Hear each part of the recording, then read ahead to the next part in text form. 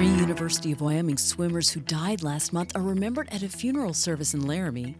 A homeless man in Casper unexpectedly announces he killed someone during an unrelated hearing.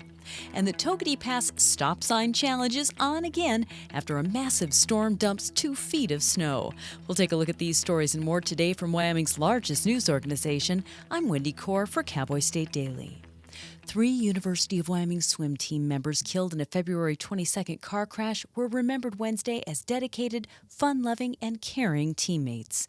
Cowboy State Daily's Claire McFarland reports that hundreds of people gathered at the Arena Auditorium Wednesday night in Laramie to pay tribute to the young people. There were little memories strung together from the swimmers' teammates and friends and the coach, the athletic director, that helped paint a picture of who these young people were. Governor Mark Gordon and University President Ed Seidel both eulogized the 3 friends who died in a single car crash just south of the Wyoming border 2 weeks ago. The rise of a faction opposing Senate President Ogden Driscoll's leadership has become a significant factor contributing to escalating infighting that's dividing the body.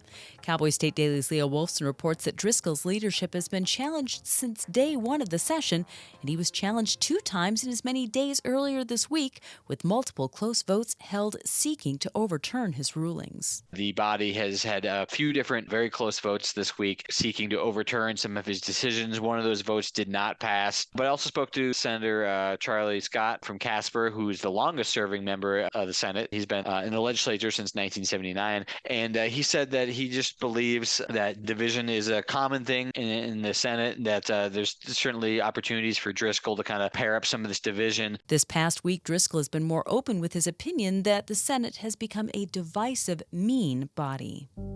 A homeless man in Casper confessed to killing someone during his video probation revocation hearing in Circuit Court Wednesday. Cowboy State Daily's Dale Killingbeck reports that 44-year-old Jamie Mavigliano was appearing before the judge on a completely unrelated issue.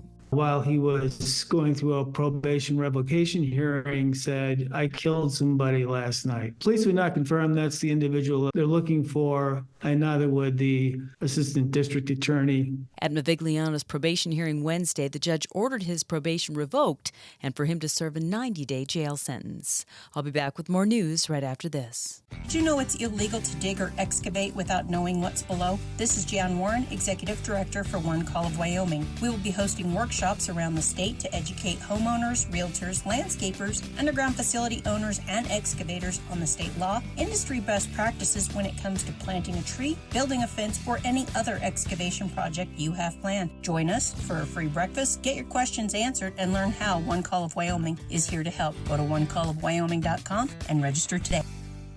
The Wyoming Senate passed and sent the first property tax bill to come out of the 2024 session to Governor Mark Gordon's desk for approval Wednesday.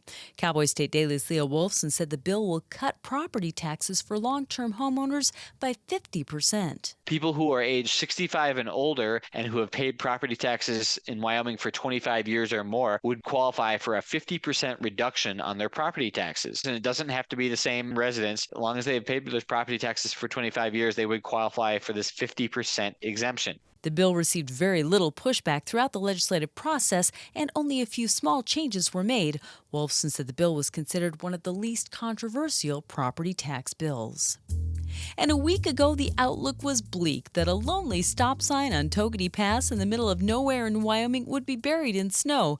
But Cowboy State Daily's Andrew Rossi reports that by Wednesday morning, the snow had moved 3 feet up the sign, and for those participating in the annual Stop Sign Snow Challenge, upping the odds it gets buried by April 1st. Last week, February 28th, it had about 5 feet to go before the snow completely covered the stop sign on the YDOT webcam positioned at Wind River Rake in the Tog Pass. Today, it looks like it's in the neighborhood of about 2 feet to go. And that's just because of this last weekend's snowstorms. It just goes to show how much snow is falling and how quickly that circumstance can change. And as we go further into the month, there's going to be bigger storms with more precipitation. Ron Hansen, owner of the Wind River Outdoor Company in Lander, said it's not unusual for so much snow to fall in just a few days.